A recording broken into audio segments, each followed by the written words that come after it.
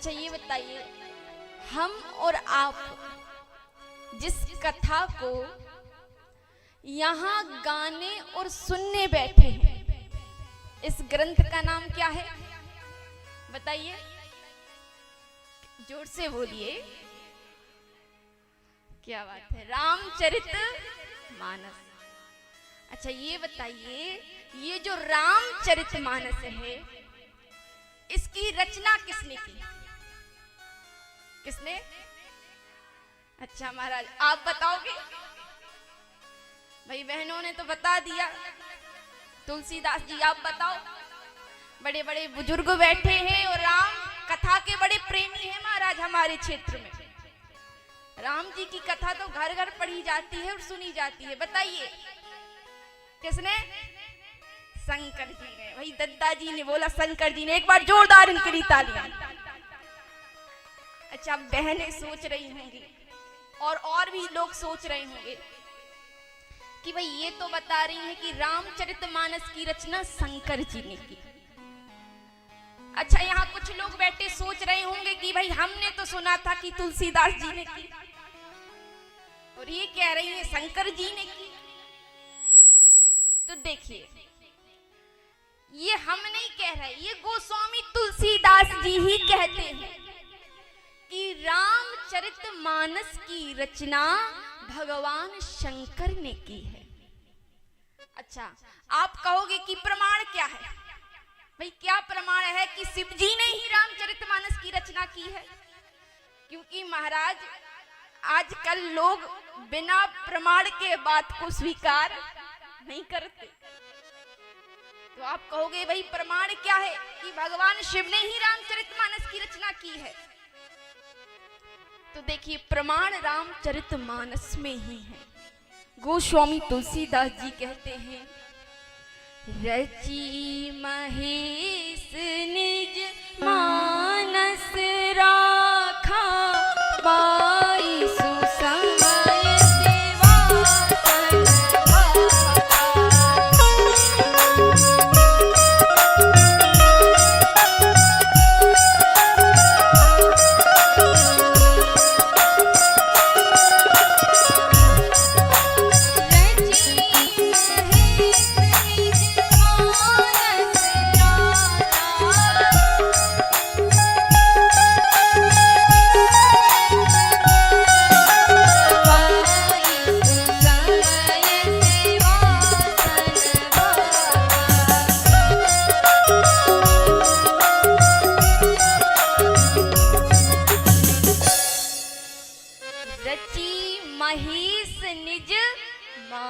राखा। भगवान शंकर ने ही रामचरितमानस की रचना की है। अच्छा भगवान शिव ने इस रामचरितमानस की रचना करके अपने मन में छिपा रखा था, लेकिन गोस्वामी तुलसीदास जी ने भगवान शिव की कृपा से उस छिपी छिपाई रचना को छाप कर जाहिर कर दिया। तो रामचरितमानस की रचना करने वाले कौन? भगवान शंकर। और उस रची रचाई रचना को लिखने वाले, भाषाबद्ध करने वाले गोस्वामी तुलसीदास। क्या बात है, बहनें बड़ी ध्यान से कथा सुन रही हैं और एक एक उत्तर का जवाब भी दे रही महाराज। अच्छा एक बात और निवेदन करूं आपसे, संस्कृत में जो भी ग्रंथ हैं ध्यान से सुनिएगा, जैसे कि संस्कृत में जो भी ग्रंथ हैं, वाल्मीकि रामायण, गीता, भागवत, ये विद्वानों के लिए तो बड़े सरल हैं, लेकिन गांव के साधारण लोगों के लिए कठिन है कि नहीं? क्योंकि भाई संस्कृत को पढ़ने और समझने के लिए व्याकरण का ज्ञान होना आवश्यक है। बिना व्याकरण के ज्ञान के आप ना संस्कृत शुद्ध पढ़ सकते हैं ना समझ सकते हैं। तो भाई ये विद्वानों के लिए तो संस्कृत के ग्रंथ बड़े सरल हैं, लेकिन गांव के लोगों के लिए बड़े कठिन हैं। लेकिन रामचरितमानस गांव के साधारण लोगों के लिए बड़ी सरल है और विद्वानों के लिए बड़ी कठिन है। क्योंकि मैया ये जो रामचरितमानस है ना, इसकी एक एक चौपाई वेद की ऋचाएं हैं और इन चौपाइयों में इतना गूढ़ रहस्य है कि विद्वान उस गूढ़ रहस्य को खोजते रहते हैं, लेकिन उनकी खोज कभी पूरी नहीं होती।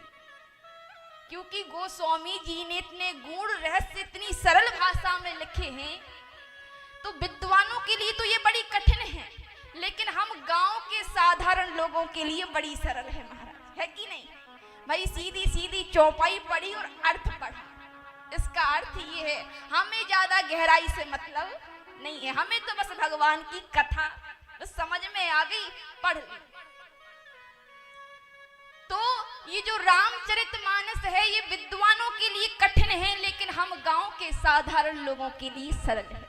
अच्छा ये बताइए, यहाँ जितने भी लोग बैठे हैं, क्या आप सभी को वाल्मीकि रामायण के श्लोक याद हैं? है? नहीं होंगे। कोई ऐसे होंगे भाई जिन्होंने संस्कृत का अध्ययन किया होगा या पढ़ा होगा तो हो सकते हैं, लेकिन नहीं हो सकते ऐसे। तो सबको तो वाल्मीकि रामायण के श्लोक याद नहीं होंगे। अच्छा, क्या आप सभी को गीता भागवत के श्लोक याद है? नहीं है।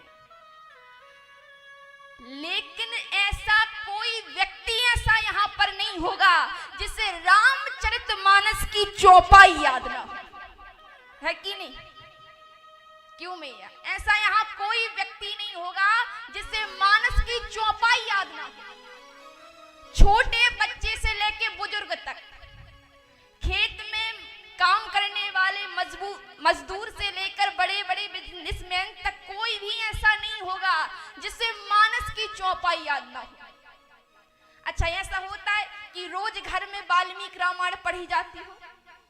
होता है क्या भाई? रोज घर में वाल्मीकि रामायण पढ़े या गीता भागवत रोज घर में पढ़े?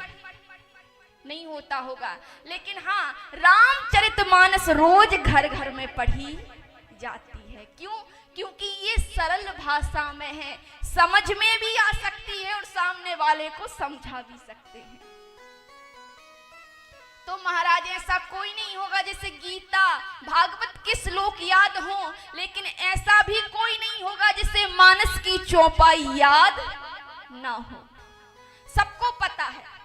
अच्छा, कोई चौपाई ना पता हो तो एक तो चौपाई जरूर पता होगी। कौन सी?